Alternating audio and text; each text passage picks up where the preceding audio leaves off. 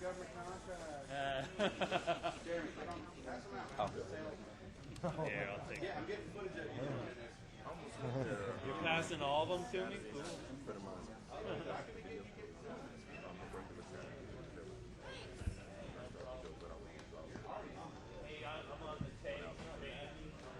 Wow.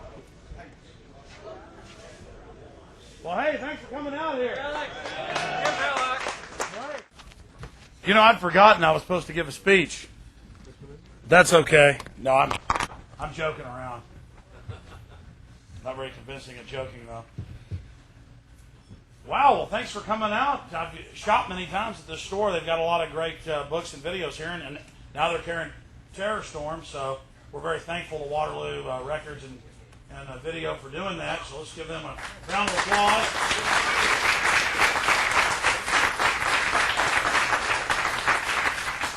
I also want to thank all of you for braving the traffic to come downtown on a Halloween night to be here. Again, thanks for being here.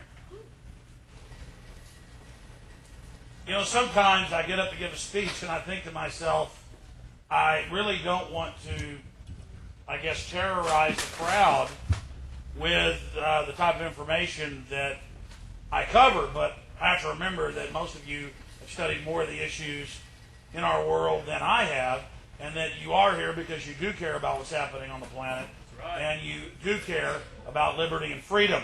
Yeah. You know,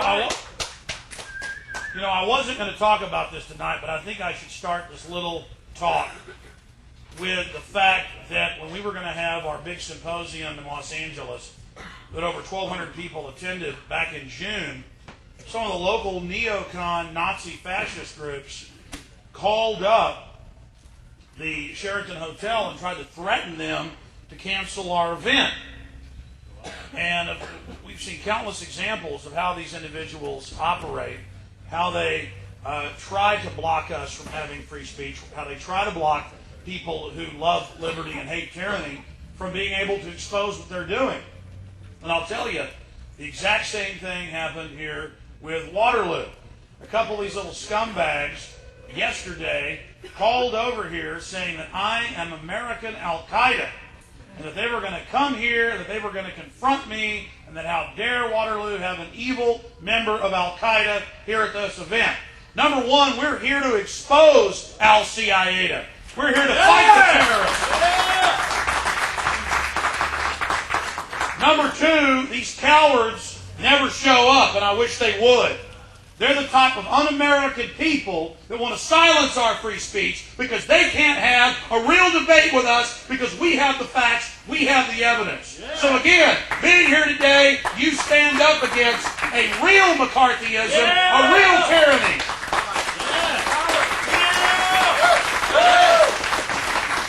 And so does Waterloo Records and Video, and so do the thousands of other stores around the country that are carrying Terror Storm.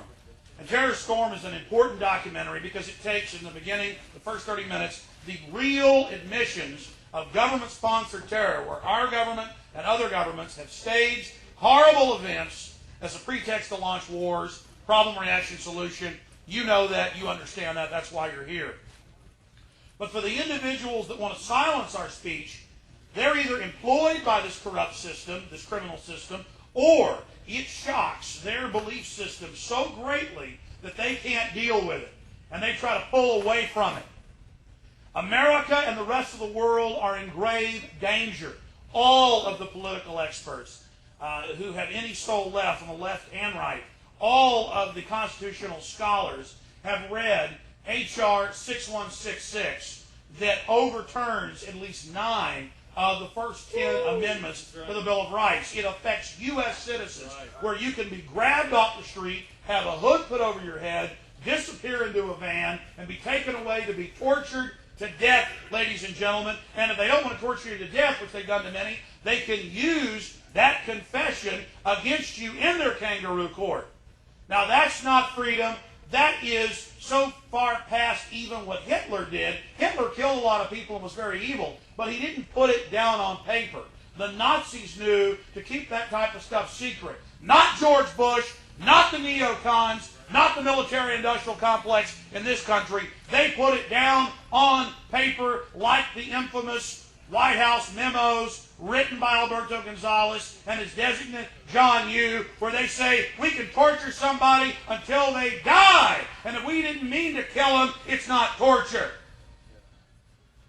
And now it's coming out, a federal judge ruled just yesterday that they're going to be forced to release thousands of photos and videos of them raping and murdering children.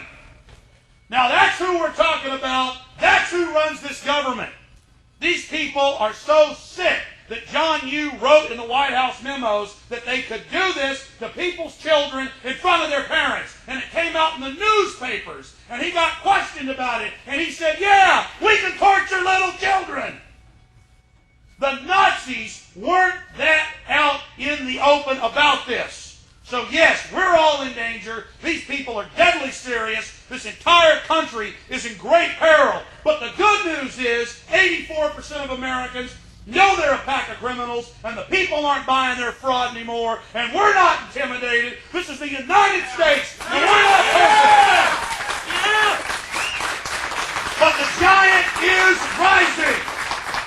And those criminals are going to go to prison. And those criminals are going to stand tall before the man. And they will be brought to justice. We have to have the faith, but we also have to know throughout history it has shown that these despots reach too far. And know if you're some person just shopping in here right now and not part of this event, you think you've entered the Twilight Zone, don't just disregard what I said.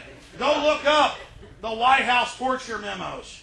Go read the admissions. Go listen to John Yoo admitting he wrote this and that the president, quote, has this power. He's full of crap. There you go. Hey, come on back, you coward. Look at him. Look at him. And you know what? It's coming out in the papers right now, the torture and rape of those children. You heard him? We're not full of crap. He's full of crap. He's full of crap. Maybe he works for sitcom. Maybe he's sitcom. Oh, yeah, he looked like a spook. I'm going to tell you something right now. Yeah, this guy came right over here and said, I'm full of crap, and then scurried out. You know why? I wish I was full of crap. Every single day, every single morning, I had trouble going to sleep at night. Every single day, I wish I was full of crap. I wish my family lived in a country that wasn't run by people that write memos saying they can torture children. And you see them conditioning you with the TV shows like 24 and all the rest of them. Every episode they torture children. They're conditioning you. Sitcom came out a week ago and admitted they're engaging in propaganda against the American people. The BBC had a story on it today. And so it is scary. You know, I put the challenge out to the spooks to have the nerve to say something to me, and he said I was full of crap, and he scurried out the door. In his little defense contractor shirt, his little defense contractor briefcase. He's a coward. He can't face the truth. A lot of the, and listen, he's saying we're full of crap. The federal judge has ordered it released. The head of the Department of Defense, Donald Rumsfeld, admits the photos and videos of them doing this to women and children is real. It's in the government memos. They ordered them to do it. And what does he say? He says, I'm a liar.